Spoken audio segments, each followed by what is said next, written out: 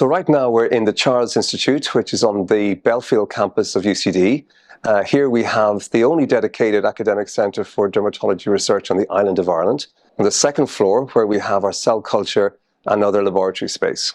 So many years ago, I went to visit Dr. Maurice at HRBR to see if I could establish a collaboration with a clinic that is involved in hair restoration surgery, because I knew that if we were going to establish a functioning hair research program here in UCD, in Ireland actually, we would need to have a good collaborator in the area of hair follicle science. And Dr. Maurice was very keen, because of his own personal research interests, to engage in that collaboration.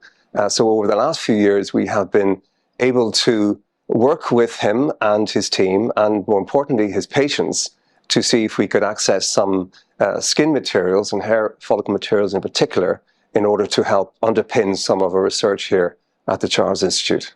So it's gone very, very well. We're very grateful not only to HRBR, but even more so to the patients.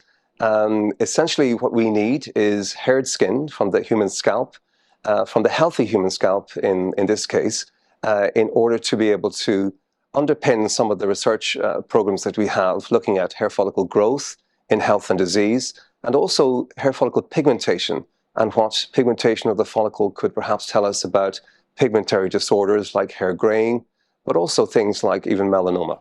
So since the launch of a couple of FDA-approved drugs, particularly minoxidil and more recently finasteride, there has been an uptick in hair follicle research. So a greater interest in dermatology around the hair follicle. For a long time, the hair follicle was not particularly high in the dermatology priority list, but increasingly it has become higher. And so I think the time for hair research is productive. The challenges are enormous.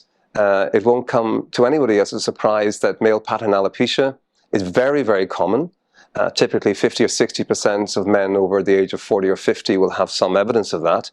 And despite our technological advances elsewhere in medicine, we still do not have a effective treatment for male pattern alopecia outside of hair restoration surgery, despite the fact that we do have 2 FDA drugs. So that suggests that there is enormous scope for further development in the area of hair research. And it's only through collaborations with clinics for both normal tissue and pathological tissue that we can break through that barrier to more effective treatments for perhaps non-surgical treatments for hair restoration.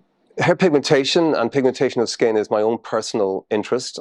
I did my PhD in alopecia areata, and I know that HRBR, through Dr. Dimitri Wall's clinic, is very interested in alopecia areata, and that's been a second, more recent area of interest in our collaboration here at UCD with HRBR. So alopecia areata research is a fundamental part of what we do here. Access to alopecia areata samples, both blood samples as well as tissue samples, are very, very important for that. And increasingly through this collaboration, we are getting further with that. We've just finished a 3-year project on alopecia areata with help from HRBR, particularly Dimitri Wall's dermatology clinic. And that's the first step, really, I think, on a longer road to try and move the dial on alopecia areata research. So the Charles Institute is really the brainchild of the City of Dublin Skin and Cancer Hospital charity. They had a hospital just off St. Stephen's Green on Hume Street. It was sold in 2006 for quite a lot of money during the Celtic Tiger years. And they were wise enough to put a significant proportion of the sale into the establishment of this first institute on the island of Ireland dedicated to dermatology. So here we have about 45 researchers across 4 different laboratories. A significant part of that effort is in wound healing research, but some also is in skin pigmentation, melanoma, skin cancer, hair follicle disorders, etc. Currently, the institute is a little over half full, so we have very significant capacity to grow our research numbers. We have about 45 researchers with a capacity of up to 70 researchers. So one of my jobs, in addition to being a researcher, is to try and drive the growth for that. So we're actively recruiting at the moment another principal investigator to build their own team. So hopefully we'll have news in the next few months in that area.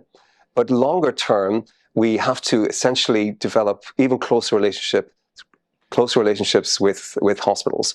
So we get samples from several Dublin hospitals, both in the private sector and the public sector, covering psoriasis, melanoma, hidradenitis suppurativa, etc. We also get samples from other cities in Ireland, like Galway.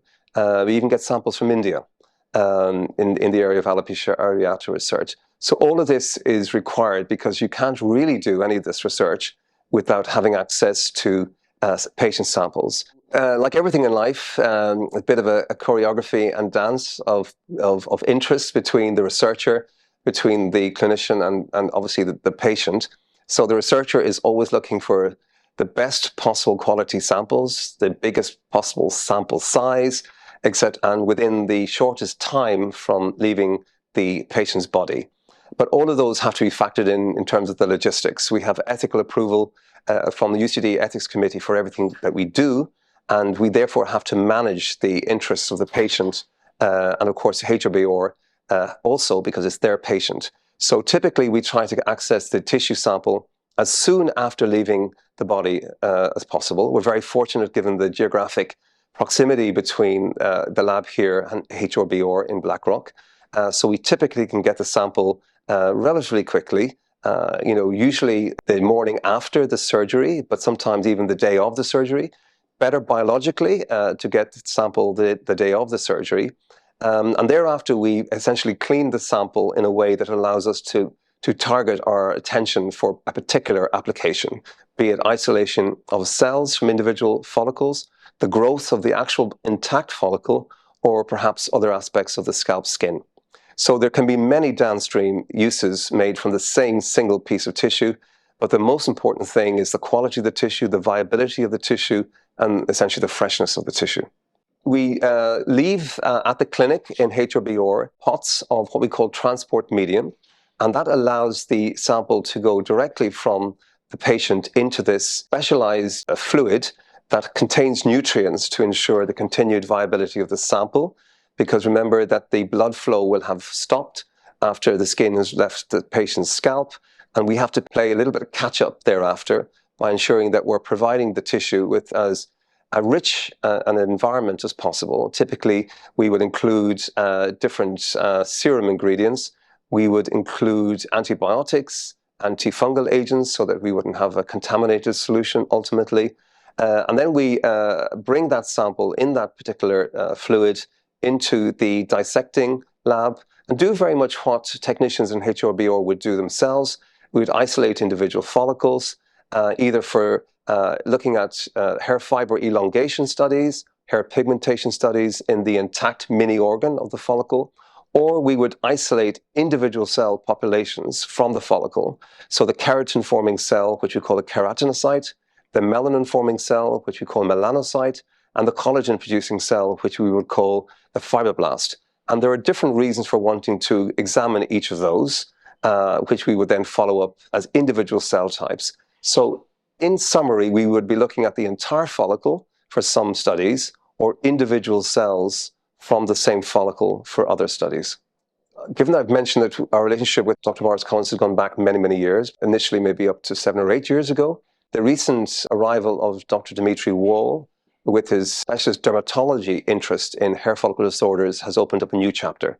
It's very unusual to have an expert dermatologist in hair follicle disorders in Ireland anyway, so it's also unusual to have one in a hair restoration clinic. So the duality of both the hair restoration surgery samples and the potential for accessing patient hair follicle disorder samples from patients is unique. And so we're developing and increasingly developing this relationship with Dimitri Wall in terms of basic research, applied research, patient registries, etc. So it is a very, very rich environment this collaboration has triggered. As I mentioned before, it's a good time for hair follicle research globally.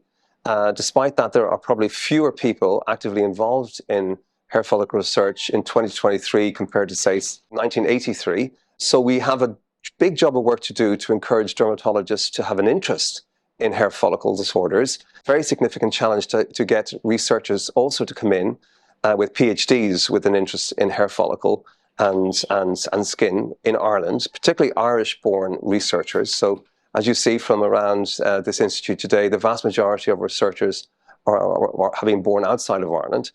So for me, one of the challenges is to really build capacity within Ireland for hair follicle research, and then of course engage with networks in Europe and globally to ensure that the wider hair follicle research program continues to develop. But it's tricky, it's difficult. There's a lot of competing interests across human health. Some people view dermatology as the Cinderella of medicine, and there are people within dermatology who view hair follicles as the Cinderella of dermatology. So it is a challenge, but I think we're meeting it, at least in part. None of what we do here in the Charles and in most hair follicle research programs worldwide, at least those that are focused on human research, which for me is the only sensible place to be looking at in context of hair growth. We can't do any of that without the partnership, both with the clinic management and the clinicians, but even more importantly, to be able to convince patients to share some of their limited tissue samples for the greater good of research. And we need to convince them that what we're doing is good use, that we're making good use of these samples, and that ultimately they're adding to the overall future direction for other patients coming down the track.